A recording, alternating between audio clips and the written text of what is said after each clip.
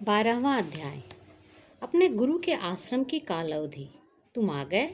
श्री युक्तेश्वर जी ने बरामदे में स्थित बैठक में बिछे हुए व्याघ्र चम्र पर बैठे बैठे ही मुझसे कहा। उनका स्वर ठंडा था तथा ढंग भाव शून्य। जी गुरुदेव, मैं आपके अनुसरण के लिए आया हूँ। झुककर मैंने उनका चरण स्पर्श किया। परंतु यह कैसे हो सकता है? तुम तो मेरी इच्छाओं की अवहेलना करते हो। अब ऐसा नहीं होगा गुरुजी। आपकी इच्छा ही मेरा धर्म होगी। तब ठीक है, अब मैं तुम्हारे जीवन का उत्तरदायित्व ले सकता हूँ। मैं स्वेच्छा से अपना सारा भार आपको सौंपता हूँ गुरुदेव। लो, अब मेरा पहला अनुरोध यह है कि तुम अपने परिवार के पास घर लौट जाओ। मैं चाहता हूँ कि तुम कोलकाता जाकर कॉलेज में प्रवेश ले लो। तुम्हारी आगे की पढ़ाई चलती रहनी चाहिए। ठीक है गुरुदेव। मैंने अपनी व्याकुलता को छिपा लिया। क्या ये जिद्दी पुस्तकें वर्षों तक मेरा पीछा नहीं छोड़ेगी? पहले पिताजी, अब श्री युक्तेश्वर जी।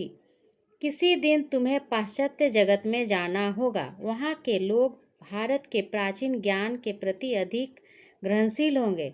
यदि अपरिचित हिंदू गुरु के पास विश्वविद्यालय की डिग्री होगी। आप बेहतर जानते हैं गुरुजी। मेरी उदासी छट गई। पाश्चात्य जगत का उल्लेख मुझे कुछ उलझनकारी अगोचर सा लगा। परंतु इस समय गुरुदेव को अपने आज्ञा पालन से प्रश्न करने के अवसर का तत्काल उपयोग करना अत्यावश्यक था। तुम कोलकाता में पास ही रहोगे। जब भी तुम्हें समय मिले यहाँ आ जाना। संभव हुआ तो प्रतिदिन आऊँगा गुरुदेव। अपने जीवन के प्रत्येक पहलू पर मैं आपका अधिकार कृतज्ञता पूर्वक स्वीकार करता हूँ। केवल एक शर्त पर। क्या? कि आप मुझे भागवत साक्षात्कार करने का वचन दें। 1 घंटे तक वाग युद्ध चलता रहा। गुरु वचन मिथ्या नहीं हो सकता, वह सहज ही नहीं दिया जा सकता। इस वचन में निहित संभावनाएं हैं। इससे पहले कि एक गुरु ईश्वर को प्रकट होने के लिए बाध्य करे, उसका ईश्वर के साथ घनिष्ठ संबंध होना आवश्यक है। श्री युक्तेश्वर जी ने ईश्वर के साथ तादात्म्य को मैं जान गया था और उनका शिष्य होने के नाते उनसे यह वचन प्राप्त करने के लिए दृढ़ निश्चयी था। तुम बहुत हठी हो। इसके पश्चात करुणापूर्ण निर्णायकता के साथ गुरुदेव की सहमति गूंज उठी। तुम्हारी इच्छा ही मेरी इच्छा हो। मेरे हृदय से जीवन व्यापी पर्दा हट गया। इधर उधर अनिश्चित खोज का अब अंत हो गया। मुझे सद्गुरु के चरणों में चिरंतर आश्रय मिल गया था। आओ, मैं तुम्हें आश्रम दिखाता हूँ। गुरुदेव अपने व्याघ्र चम्र के आसन से उठे। इधर उधर दृष्टिपात करते मैंने दीवार पर टंगी एक तस्वीर देखी जिसे चमेली का हार पहनाया हुआ था। लाहिड़ी माँ से मैंने आश्चर्य कहा, हाँ, ये मेरे ईश्वर तुल्य है। श्री युक्तेश्वर जी का स्वर आदर से कंपित था। वे उन सब गुरुओं से कहीं महान थे। एक मनुष्य के रूप में, एक योगी के रूप में भी, जिनका जीवन मेरे अन्वेषण की परिसीमा में आया। उस सुपरिचित तस्वीर को मैंने मौन प्रणाम किया। मेरी आत्मा की भक्ति उस लोकोत्तर गुरु के लिए बह निकली जिन्होंने मेरे शैशव काल को अपने आशीर्वाद से धन्य करते हुए इस क्षण तक मेरा मार्गदर्शन किया। गुरुदेव के पीछे पीछे मैं उस घर के सारे प्रांगण में घूमा। भारी भरकम खंभों से युक्त उस विशाल और पुराने आश्रम के बीच में एक आंगन था। बाहर की दीवारों पर काई जम गई थी। आश्रम परिसर पर निसंकोच कब्जा किए हुए कबूतर सपाट धूसर रंग की छत पर फड़फड़ा रहे थे। आश्रम के पिछवाड़े में एक बगीचा था जिसे कटहल, आम और केले के पेड़ों ने सुहावना बनाया हुआ था। इस 2 मंजिला भवन के ऊपर के कमरे में कटघरेदार बरामदे बीच में स्थित आंगन के तीनों ओर से घेरे थे। नीचे के तल्ले पर एक प्रशस्त हॉल था जिसकी ऊंची छत खंभों पर टिकी हुई थी। गुरुदेव ने बताया कि इस कमरे का उपयोग मुख्यतः दुर्गा पूजा उत्सव के लिए होता था। श्री युक्तेश्वर जी ने बैठक कक्ष में जाने के लिए एक संकड़ी सीढ़ी थी। इस कक्ष की छोटी सी बालकनी से सड़क दिखती थी। आश्रम में साज सामान सरल था। हर चीज़ अत्यंत सादी, स्वच्छ और उपयोगी थी। कई पाश्चात्य पद्धति की कुर्सियाँ, बेंच और मेज़ें भी दिखाई दे रही थी। गुरुदेव ने मुझे रात को वहीं रहने के लिए निमंत्रित किया। आश्रम में शिक्षा ग्रहण कर रहे 2 लड़कों ने रात को भोजन के लिए रसेदार सब्जी परोसी। गुरुजी, कृपया अपने जीवन के विषय में कुछ बताइए। उनके व्याघ्र चर्म के पास एक चटाई पर मैं बैठ गया था। बरामदे से बाहर दिखाई पड़ने वाले मैत्रीपूर्ण तारे अत्यंत समीप लग रहे थे। मेरा पारिवारिक नाम प्रियनाथ कड़ाड़ था। मेरा जन्म यहीं श्रीरामपुर में हुआ था, जहाँ मेरे पिताजी एक धनवान व्यापारी थे। वे ही यह पैतृक मकान छोड़ गए जो अब मेरा आश्रम है। मेरी स्कूली पढ़ाई बहुत कम हुई, मुझे वह धीमी और उथली प्रतीत होती थी। युवावस्था के आरंभ में मैंने गृहस्थ धर्म का उत्तरदायित्व स्वीकार कर लिया। मेरी एक बेटी है जिसका विवाह हो चुका है। मेरी प्रौढ़ जीवन लाहिरी महाशय के मार्गदर्शन से धन्य हुआ। पत्नी की मृत्यु के पश्चात मैंने स्वामी परंपरा के अंतर्गत संन्यास ग्रहण कर लिया। मुझे नया नाम मिला श्री युक्तेश्वर। यही सरल मेरा वृत्तांत है। मेरे उत्सुक चेहरे को देखकर गुरुदेव मुस्कुराए। सभी जीवन वृत्तांताओं की तरह उनके वृत्तांत ने भी उनका केवल बाह्य परिचय ही दिया, बिना आंतरिक पुरुष का परिचय दिए। गुरुजी, मुझे आपके बचपन की कुछ कहानियाँ सुनने की इच्छा है। कुछ कहानियाँ बताता हूँ और प्रत्येक में निहित नैतिक शिक्षा भी। इस चेतावनी के साथ श्री युक्तेश्वर जी की आंखें हंसी की झलक में चमक उठी। एक बार मेरी माँ ने एक अंधेरे कमरे में भूत होने की डरावनी कहानी बताकर मुझे डराने की चेष्टा की। मैं तुरंत वहाँ गया। भूत को न पाकर निराशा प्रकट की। उसके बाद माँ ने मुझे कभी कोई डरावनी कहानी नहीं सुनाई। नैतिक शिक्षा, भय का सामना करो, तब वह तुम्हें सताना बंद करेगा। बचपन की एक अन्य स्मृति है। एक पड़ोसी के भद्दे कुत्ते की मेरी चाह थी। उस कुत्ते को पाने के लिए मैंने कई सप्ताह तक सारे घर को सिर पर उठा रखा था। उससे कहीं अधिक सुंदर अनेक कुत्तों के सारे प्रस्ताव जैसे मेरे कानों तक पहुंच ही नहीं पाते थे। नैतिक शिक्षा मोह अंधा बना देता है। वह इच्छित वस्तु के चारों ओर आकर्षण के काल्पनिक मायाजाल की रचना कर देता है। तीसरी कहानी किशोर मन की सुकुमारता से संबंधित है। मैं अपनी माँ को कभी कभी यह कहते सुना था कि जो मनुष्य किसी और के मातहत नौकरी स्वीकार कर लेता है वह दास है। यह धारणा मेरे मन में इतनी पक्की बैठ गई थी कि मैंने विवाह के उपरांत भी सारी नौकरियां ठुकरा दी। अपनी पैतृक संपत्ति को भूमि के व्यवसाय में लगाकर मैंने अपनी आजीविका चलाई। नैतिक शिक्षा, केवल अच्छी और सकारात्मक शिक्षाएं ही बच्चों के मन में जानी चाहिए। उनकी प्रारंभिक धारणाएं दीर्घकाल तक सुस्पष्ट बनी रहती है। गुरुदेव शांत मौन में डूब गए। मध्य रात्रि के आसपास उन्होंने मुझे एक संकरी खाट सोने के लिए दी।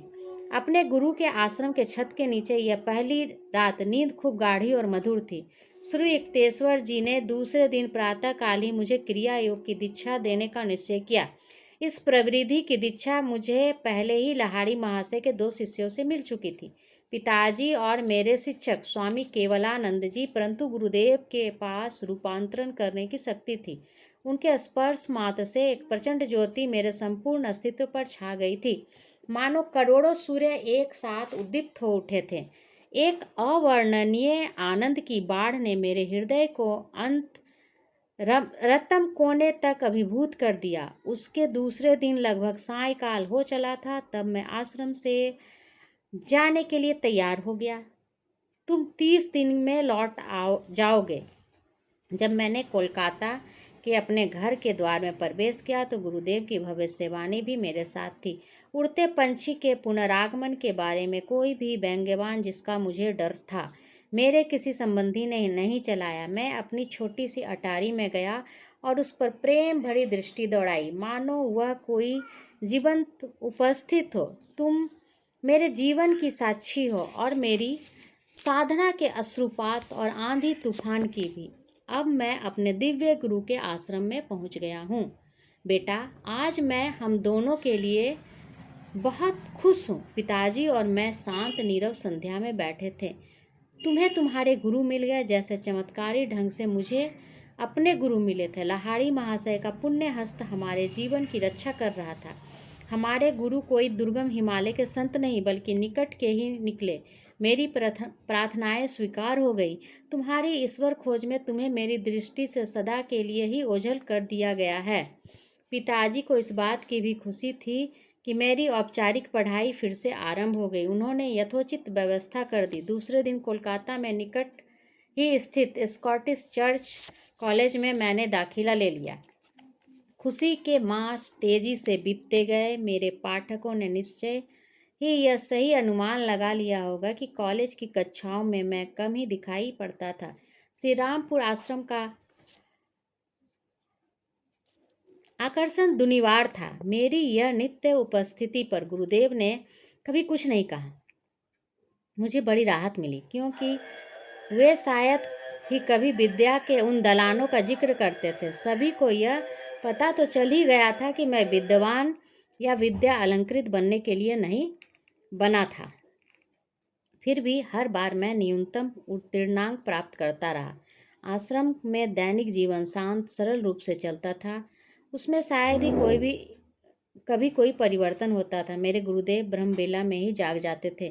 पड़े पड़े ही या कभी कभी बिस्तर पर बैठे हुए वे समाधि की अवस्था में प्रवेश कर जाते थे। गुरुदेव कब जागे यह पहचानना अत्यंत सरल था। जबरदस्त गर्जन उनके करते खराटों का अकस्मात रुक जाना, एकाध दो दीर्घ निश्वास, कभी शरीर की कोई हलचल, फिर श्वास रहितता की निःशब्द अवस्था और गहरे समाधि आनंद में डूब जाते। इसके बाद नाश्ता नहीं होता था। पहले गंगा के किनारे किनारे लंबा भ्रमण होता था। मेरे गुरु के साथ वह प्रातःकालीन भ्रमण अभी भी कितने जीवंत और सुस्पष्ट हैं। स्मृति की सहज पुनरावृत्ति में मैं प्रायः अपने आप को उनके साथ पाता हूँ। प्रातःकाल का सूर्य नदी को उष्ण कर रहा है और ज्ञान के अधिकार से ध्वनित होता उनका स्वर गूंज रहा है। स्नान और फिर मध्याह्न भोजन। गुरुदेव के दैनिक निर्देशानुसार भोजन तैयार करने का सतर्क कार्य तरुण शिष्यों का था। गुरुदेव शाकाहारी थे। संन्यास लेने से पूर्व वे डंडे और मछली खाते थे। शिष्यों के लिए उनका उपदेश यही रहता था कि अपनी शरीर प्रकृति के अनुसार कोई भी सादा आहार ले। गुरुदेव बहुत कम खाते थे, प्रायः हल्दी या चुकंदर अथवा पालक के रस में बने चावल और इस पर थोड़ा भैंस का घी या पिघला हुआ मक्खन, या किसी दिन केवल मसूर दाल या पनीर की रसेदार सब्जी और उनके साथ कोई तरकारी। भोजन के अंत में वे चावल की खीर के साथ आम, संतरा या फिर कटहल का रस लेते थे। अपराह्न में दर्शनार्थी आया करते। एक अविरत धारा ब्रह्म संसार में शांत आश्रम के भीतर बहती रहती। गुरुदेव सभी आने वालों के साथ प्रेम और सौजन्यपूर्ण व्यवहार करते थे। एक सद्गुरु जिसने अपने आप को देह या अहम नहीं बल्कि सर्वव्यापी आत्मा के रूप में पहचान लिया हो, सभी मनुष्यों में एक अद्भुत समानता देखता है। संतों की निष्पक्षता ज्ञान में स्थापित होती है। उन पर माया के बदलते चेहरों का कोई प्रभाव नहीं पड़ता।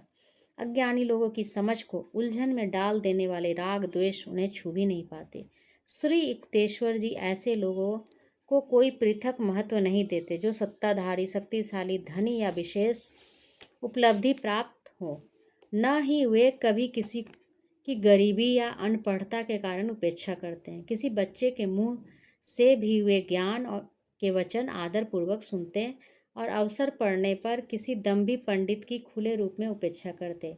8 बजे रात्रि भोजन का समय था, जिसमें कभी कभी देर तक ठहरे हुए अतिथि भी सम्मिलित होते। गुरुदेव अकेले भोजन करने नहीं बैठते। कोई भी उनके आश्रम से भूखा या अतृप्त नहीं लौटता था। श्री युक्तेश्वर जी अतिथियों के अप्रत्याशित आगमन से न ही कभी घबराते, न ही कभी व्यग्र होते थे। उनके युक्तिपूर्ण मार्गदर्शन में शिष्यों द्वारा बनाया गया अल्प भोजन भी महाभोज प्रतीत होता था, परंतु साथ ही वे मितव्ययी भी थे और अपनी थोड़ी सी पूंजी में बहुत कुछ कर लेते थे। अपनी जेब की सीमा में संतुष्ट रहो, फिजूल खर्ची तुम्हारे लिए अशांति पैदा करेगी, वे प्राय कहते थे। चाहे आश्रम में आतिथ्य सत्कार का कार्य हो या भवन निर्माण या मरम्मत का या कोई भी अन्य व्यवहारिक कार्य हो, हर कार्य की छोटी से छोटी बातों में गुरुदेव सृजनात्मकता, मौलिकता का परिचय देते।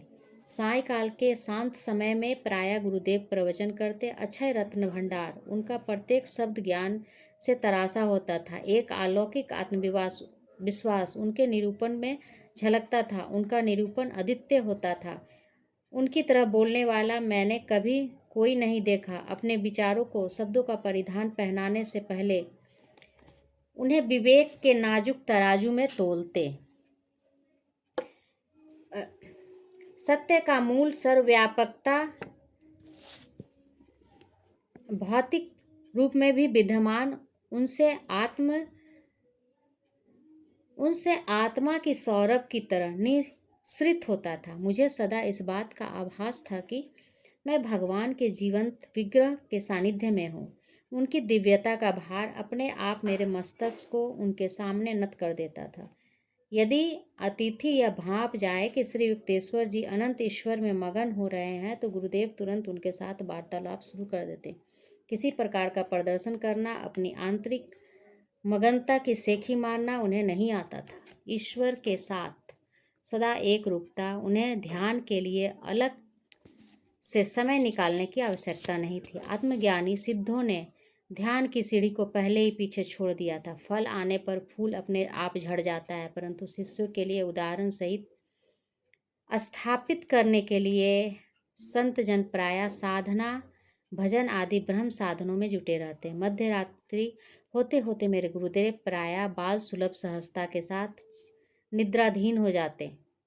बिस्तर आदि का कोई महत्व नहीं होता था। प्राय वे बिना किसी तकिए के भी संकीर्ण मेज पर सो जाते थे, जो उनके प्रचलित ब्याग चर्म आसन के पीछे रखी होती थी। तत्वज्ञान की चर्चा में पूरी रात कट जाना असामान्य नहीं था। अपनी जिज्ञासा की तीव्रता से कोई भी शिष्य ऐसी चर्चा को आरंभ करा सकता था। तब मुझे न तो थकान महसूस होती थी, न ही नींद आती थी। गुरुदेव के ओजस्वी शब्द पर्याप्त थे। ओह, भोर हो गई, चलो गंगा किनारे घूमने चले। मेरे रात्रिकालीन शिक्षण के कई प्रसंगों का अंत इस प्रकार होता था। श्री युक्तेश्वर जी के सानिध्य के प्रारंभिक कुछ महीनों में ही मुझे एक उपयोगी शिक्षा मिली। मच्छरों को चालाकी से कैसे मात करें। मेरे घर में लोग सदा ही मच्छरदानी का उपयोग करते थे। मैं यह देखकर हैरान था कि श्री रामपुर आश्रम के इस विवेकपूर्ण प्रथा का पालन उसके उल्लंघन के रूप में होता था। तथापि मच्छरों का वहाँ पूरा साम्राज्य था। सिर से पांव तक मुझे काटते रहते थे। गुरुदेव को मुझ पर दया आ गई। अपने लिए एक मच्छरदानी खरीद लो और मेरे लिए भी। हंसकर उन्होंने आगे कहा, तुम यदि केवल अपने लिए लाओगे तो सब मच्छर मुझ पर टूट पड़ेंगे। मैंने इस आज्ञा का अतिशय कृतज्ञता के साथ पालन किया। जिस रात मैं श्री रामपुर में रह जाता, गुरुदेव मच्छरदानी लगाने के लिए अवश्य कहते। एक रात को जब मच्छर सेना ने हमें घेर रखा था, गुरुदेव सदा की भांति मच्छरदानी लगाने के लिए कहना भूल गए। मैं व्याकुल होकर मच्छरों की भिन-भिन सुन रहा था। बिस्तर पर लेटकर मैंने उन्हें शांत करने के लिए एक प्रार्थना की, उनकी दिशा में प्रवाहित कर दी। आधे घंटे के बाद गुरुदेव का ध्यान आकर्षित करने के लिए मैंने झूठ मूठी खांस कर देखा। मुझे लग रहा था कि जैसे मच्छरों के दंश और खासकर उनके रक्त पिपासु उत्सव मनाते हुए उनकी गुनगुनाहट से मैं पागल हो जाऊंगा। गुरुदेव की ओर से कोई प्रतिक्रिया हलचल नहीं। मैं सतर्कतापूर्वक उनके समीप गया। उनका श्वास नहीं चल रहा था। उन्हें इतने निकट से समाधि अवस्था में देखने का यह मेरा पहला अवसर था। इससे मैं भयभीत हो उठा। उनका हार्ट फेल तो नहीं हो गया। मैं उनकी नाक के नीचे एक आईना रखा, उस पर श्वास की भाप नहीं पड़ी। पूर्णतया सुनिश्चित करने के लिए मैंने कई मिनटों तक उनका मुंह और उनकी नाक और अपनी उंगलियों से बंद करके रखे। उनकी देह ठंडी और निश्चल थी। किंग करते हुए विमूढ़ होकर मैं लोगों को बुलाने के लिए दरवाजे की ओर मुड़ा। अच्छा, एक उभरता हुआ प्रयोग करता, मेरी बेचारी नाक। गुरुदेव का स्वर हास्य कंपित था। तुम सोते क्यों नहीं? क्या तुम्हारे लिए सारी दुनिया बदल जाएगी? अपने आप को बदलो, मच्छरों की चेतना से अपने को मुक्त करो। चुपचाप मैं अपने बिस्तर पर लौट गया। उसके बाद एक भी मच्छर मेरे पास नहीं फटका। मैं समझ गया कि गुरुदेव केवल मुझे खुश करने के लिए मच्छरदानियाँ लाने के लिए सहमत हो गए थे। उन्हें मच्छरों का कोई डर नहीं था। अपनी योग शक्ति से वे उसे काटने से रोक सकते थे, या यदि वे चाहते तो अपनी आंतरिक ध्यान अवस्था में जा सकते थे, जिससे मच्छरों का उन्हें कोई पता भी नहीं चलता। मैं सोच रहा था कि वे मुझे दिखा रहे थे कि यह योगावस्था है जिसे मुझे प्राप्त करने का प्रयास करना होगा। सच्चा योगी समाधि की पराचेतना की अवस्था में जा सकता है और उसी अवस्था में रह सकता है, उन समस्त विक्षोभों के बावजूद जिसका इस धरातल पर कोई अभाव नहीं होता। कीटकों की भिनभिनाहट, परिव्याप्त सूर्य प्रकाश की तीव्रता, समाधि की प्रथम अवस्था, सभी कल्प के साधक बहिर्जगत के इंद्रिय बोध को बंद कर देता है। अब उसे आदि ईडन और भूस्वर्ग से भी कहीं अधिक सुंदर अंतर्जगत और ध्वनियों के दृश्यों का प्रतिदान प्राप्त होता है। ये शिक्षाप्रद मच्छर आश्रम में मुझे एक और प्रारंभिक शिक्षा मिलने का कारण बने। यह सायंकाल का शांत समय था। मेरे गुरुदेव प्राचीन शास्त्रों की अनुपम व्याख्या कर रहे थे। उनके चरणों में मैं संपूर्ण शांति में था। एक धृष्ट मच्छर उस समय वातावरण में घुस गया और मेरा ध्यान अपनी ओर खींचने लगा। उसने जैसे ही अपनी विषैली सुई मेरी जांघ में घुसाई, मैंने स्वाभाविकतया अपना हाथ प्रतिशोध के लिए ऊपर उठाया। निकटवर्ती प्राण दंड स्थगित कर जब मुझे पतंजलि के अहिंसा पर सूत्र की समय अनुकूल याद आ गई। तुमने अपना काम पूरा क्यों नहीं किया गुरुदेव? क्या आप प्राण हरण का समर्थन करते? नहीं, परंतु अपने मन में तो तुमने उस पर जानलेवा प्रहार कर ही दिया है। मैं समझा नहीं। अहिंसा से पतंजलि का तात्पर्य था हिंसा की इच्छा को त्याग देना।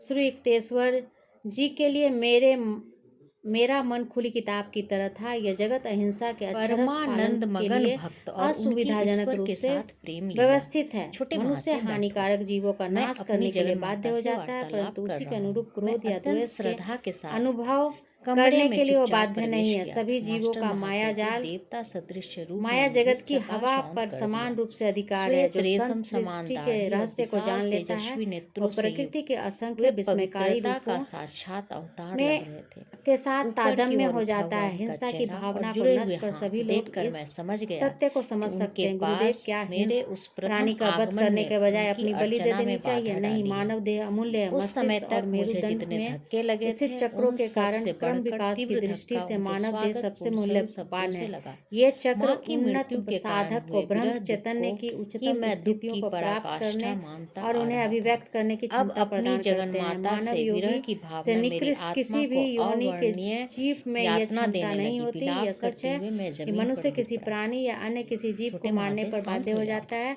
संत तब भी वर्ग उसे को थोड़ा पाप तो लगता ही है, परंतु दुख हो रहा था। पवित्र शास्त्र किसी कहते हैं अगाध कि मानव समुद्र में शरीर का असहाय व्यर्थ छोड़ नाश दिए गए कर्म मनुष्य सिद्धांत की के तरह नियमों अपने का बचाव गंभीर का उल्लंघन है। एकमात्र उपाय मैंने जानकर राहत की सांस ली। मैंने उनके चरणों जात को कसकर प्रवृत्तियों पकड़ को लिया। शास्त्रमत का आप भी मध्यस्थता आधार मिलना, करें। जगन्माता से यह बात पूछिए हमेशा तो कि नहीं क्या होती। मुझ पर जहाँ उनकी तक कृपा मुझे दृष्टि ज्ञात है, होगी। गुरुदेव का कभी किसी इस बाघ प्रकार या की चीते के मध्यस्थता समान का वचन नहीं हुआ, सहज ही परंतु नहीं दे एक दिया अत्यंत जाता। विषैले अतः नाग से महात्मा उसका चुप पाला रहने पड़ा पर और बाध्य हो उस गए। नाग को मुझे समस्त उन्होंने अपने शंकाओं से प्रेम परे विश्वास हो में गया बस में था किया था। कि यह मास्टर घटना पुरी महाशय में वहाँ हुई थी, जहाँ जगन्माता से गुरुदेव का समुद्र घनिष्ठता तट पर आश्रम के था। साथ गुरुदेव वार्तालाप के कर रहे जीवन के थे। यह उत्तर काल सोचकर में उनका मैं शिष्य बना अत्यंत प्रफुल्ल अपमानित नाम का अनुभव एक कर रहा लड़का था कि मेरी उस समय आंखें उसके जगन्माता साथ को था। देख नहीं सकती थी, जिन्हें हम अभी आश्रम के इस पास समय भी बाहर उस बैठे संत थे। की प्रफुल्ल ने निर्मल मुझे दृष्टि बताया, निहार रही थी। 4 फुट लंबा आतंक का निर्लसतापूर्वक उनके मूर्तिमान पांव रूप पकड़े एक हुए नाग और के उनके पास सौम्य विरोध को एक अनसुना नाग करते पास ही हुए निकला। मैं क्रोध से बार-बार फन उनकी फैलाकर वो मध्यस्थता की तेजी से कृपा हमारी की ओर आ याचना रहा उनसे था। करता गुरुदेव रहा। उसे देखकर ऐसे मैं मुस्कुराए परम जैसे प्रिय किसी माँ बच्चे को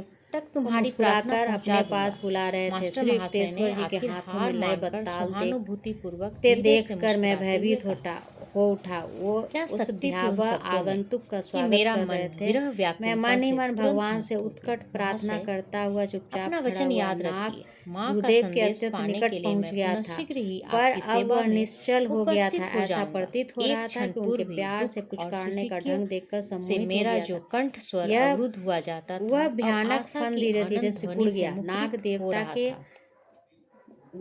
लंबे गुरुदेव जीने के से पांव के नीचे बीच से उतरते होकर उतरते झाड़ी में अतीत अदृश्य की हो गया। स्मृतियों से मेरा गुरुदेव मन क्यों भर हाथ आया। हिला रहे थे और 50 नाग ने उनके हिलते एमहर्स्ट हाथों स्ट्रीट पर के फन इसी क्यों घर नहीं में जो मारा? अब मास्टर यह बात महाशय उस का समय मेरी आवास समझ था, से किसी पड़ी समय थी। अब मेरा घटना परिवार से रहा अब मेरी करता था। समझ में आ गया यही कि मेरी माँ हमारे की गुरुदेव मृत्यु को हुई किसी थी। प्राणी स्वर्गवासी से माता हानि के का भय लिए नहीं था। प्रफुल्ल ने अपनी कहानी यहीं पर समाप्त मेरा करते हुए मानवीय कहा, हृदय आश्रम के पीड़ित हुआ आरंभ के था महीने और में एक यहीं दिन अब अपराह्न में जगन्माता मैंने के विरह श्री में मेरी युक्तेश्वर जी की आत्मा भेदक दग्ध हो दृष्टि उठी अपने थी। ऊपर स्थिर पाई। मेरे शोक तुम बहुत विह्वल दुबले मन की पतले और वेदनाओं और मुकुट। अंततः उनकी बात मेरी मेरी दुखती रग निरामयता को की छू मौन गया। साक्षी बनी अपनी यहीं धंसी हुई आंख और वे कृष्ण पुनीत मुझे भी दीवारें अच्छी थी। नहीं घर लगती जाते थी। हुए मुझे बचपन मेरे से पांव अर्जुन की शिकायत थी। उत्सुकतावश घर में जल्दी मेरे जल्दी कमरे उठ में रहे एक थे। पट्टी पर अपनी पाचक छोटी और सी अटारी बाल में वर्धक मैं 10 औषधियों बजे की तक अनेकानेक एकांत में शीशियां ध्यान पड़ी थी। करता रहा। तुम किसी उस से भी रात्रि कोई का भी अंधकार लाभ नहीं हुआ। अचानक एक कभी कभी अद्भुत तो मैं दृश्य मन के ही मन साथ प्रकाशमान सोचा हो करता उठा। था कि क्या इतने दुर्बल शरीर में दिव्य जीने का कोई भी आभायुक्त अर्थ हो सकता है? जगन जननी मेरे पास खड़ी थी। मधुर स्मित करता औषधियों की उनका सीमाएं मुख